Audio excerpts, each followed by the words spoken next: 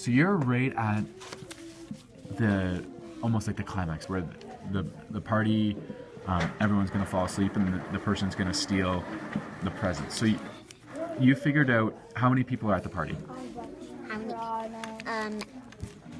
Three. There's 3 people at the party. So how long do you think that they're gonna fall asleep? So they're starting to feel tired, and then how are they gonna fall asleep? Are they just gonna lay down for a nap, or are they just gonna fall? What's gonna happen? They're going to just fall down So they're just gonna fall down and they're gonna wake up. How much time do you think the person's gonna need to take all the presents?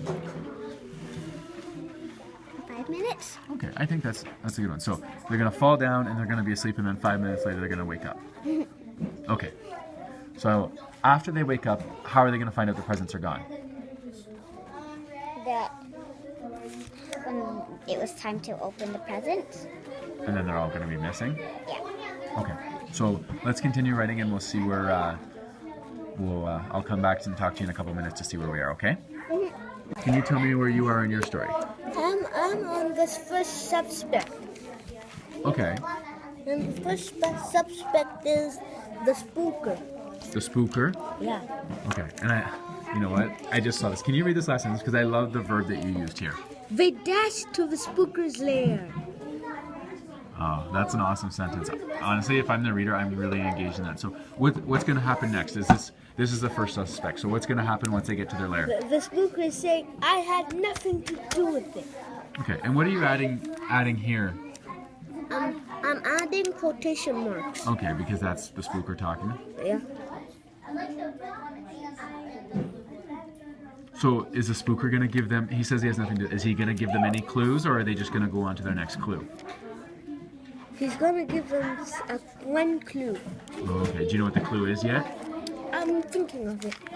Okay, well I'm excited to hear what this clue might be. Something to do with So, are you think you're close to done your mystery? So, okay. So before we start reading, I'm just looking at art. And what's one of our learning goal, or what's one of our goals in our writing? What do we want to do? That when someone's yelling, we've hit all capitals. Okay, so I'm thinking of the goal that we just talked about before we started writing. What was our next step that we gave to Tristan when we were talking about his writing? What was the thing we wanted to add to his writing, and why? Do you remember what Philip came up with as the suggestion for him? Making a beard. So let's look at the board. What did we write up there? Hey, would you like to play a mystery game with me? So what part of the writing is that going to be? That's going to be talking to the reader. And that's the opening, right? Because what's so important about the openings? What's the goal of our openings? Before we know what happened and for the people to read on. Yeah, to read on. So we want to hook the reader. So I'm looking at your opening. And what have you done to hook the reader? So you've used what did you use then to hook the reader? Onomatopoeia. You used an onomatopoeia. Now, what about, I'm just thinking if we want to add more to this. Because it says, at Binghamton's on Friday after school. I'm thinking of a different opening we might be able to use. All right, and what's happening at Binghamton's on Friday after school? In your story, what's happening on Binghamton's? What is it?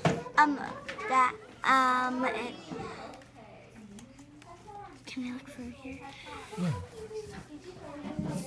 It's Lena's birthday. So it's Lena's birthday. So what if I looked at, do you remember when we talked about the superlative? Do you remember what the example of the superlative was? On the anchor chart, what does it say for our superlative? Michael Maxwell McCallum was the smallest boy in the class. So what if we did this superlative? So we said, what if we said, at Binghamton's on Friday after school, there was the...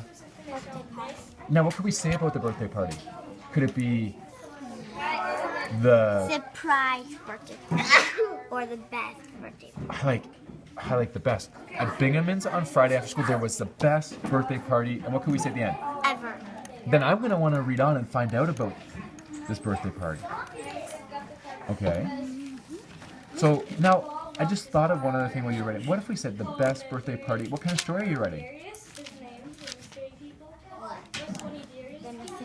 So we're writing a mystery, right? So at Binghamton's on Friday after school, there was the best birthday party mystery ever. Would you want to read out about that mystery? So let's add that. Let's revise our beginning, because then I think that's going to be a more effective one than our onomatopoeia. Okay? So I'm looking at your writing, and we talked about your writing from the class, and the class gave you a next step of a new opening. Will you like to play a guessing game with me? I'm starting Okay. a new writing. So I'd love to. So now I'm going to read this. So it jumps out of the water to attack fish, to eat it. It swims fast. So far I know that it jumps out of the water to attack fish to eat them, and then it swims fast. But what else is missing? Remember what you talked about? It has sharp teeth. What else? What did we just learn? What are those stripes on the side called? Gills.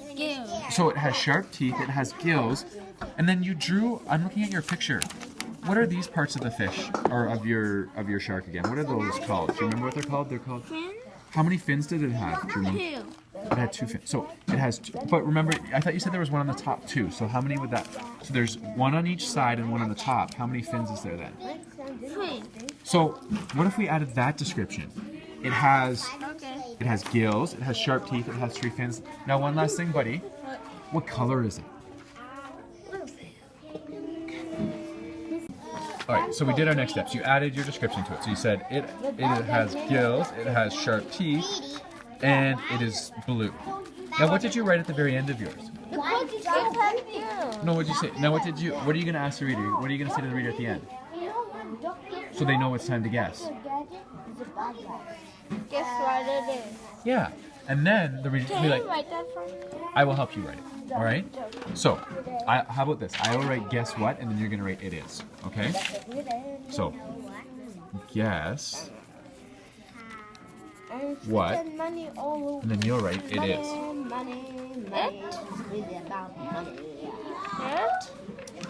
Yeah?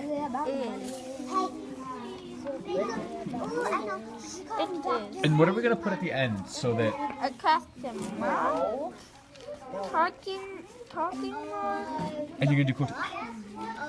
You know what? I'm so proud of you because you remembered this morning that we talked about, we put question marks when we're asking a question to the reader, and you put talking marks because that's what you're saying. High five. I am so proud of your writing. You did a fantastic job. So I'm reading yours. That animal has a big black tail, and he's got a big black... How many feet does he have? So what if we said instead of a big black, he has 4 big black feet? But you can still write. Okay. And the color is white, brown, and black. Now, I'm thinking of 2 things for our next steps. What do you think your story is missing? I have a bunch of big guesses. Think about what did we start before we started writing? What were we talking about? Do you remember what we started talking about? What we were going to add? What did we suggest Tristan do to his writing? Talk to the reader. And what is talking to the reader? What is the point of that? Is that what part of our writing is that going to be? Has a mustache. It's our opening, right? So if I read your opening, that animal has a big black tail. What do you think your next step might be? Have you hooked the reader? So do you think we need to come up with a... So what is something that you can hook the reader with?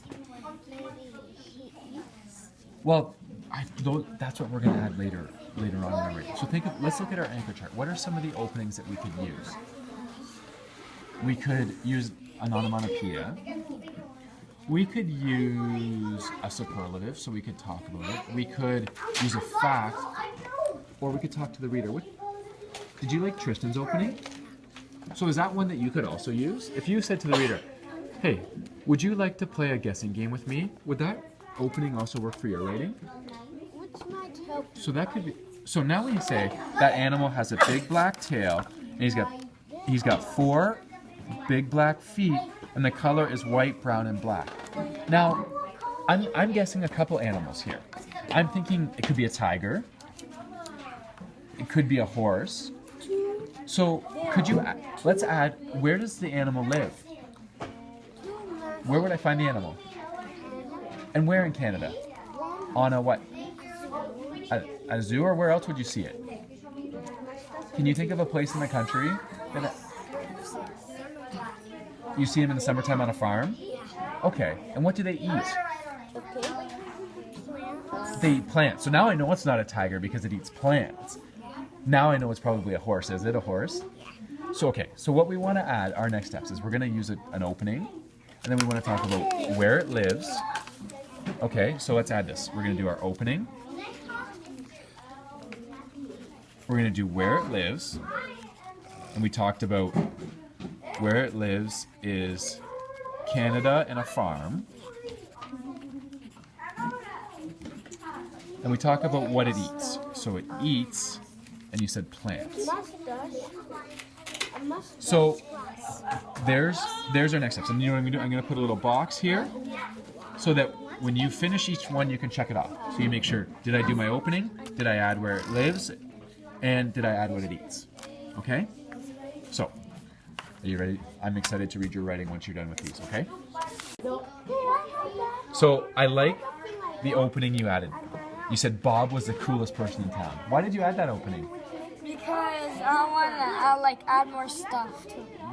Did you want to hook the reader? Yes. So, I'm thinking of another superlative we could add. Bob was the coolest person in town. What kind of car, when Bob gets his car stolen, what kind of car is it? A race car. How do race cars go? Do they go slow? They don't go slow, they go fast. Okay, and why might someone want to steal it? Because it goes fast? Yes. So what if he has the fastest car? Ever. He had the fastest car in town? Yes. So we could add that one too. So now our opening is Bob was the coolest person in town. He had the fastest car in town. And now the person's like, well, Bob sounds pretty cool, doesn't he? Yeah. So let's add that one. He has, or we should say he had the fastest car in town. You know what? I am so proud of your writing because this is a really awesome story. Do you know what I think? With all your editing and revising you've done, I think you're ready to publish it. So that means we're going to make a good copy. So, do you want to find the sheet of paper that you want to publish it onto so that we can, when we make this into a book, the reader has something to look at? So, see the boxes over there with our sheets in it?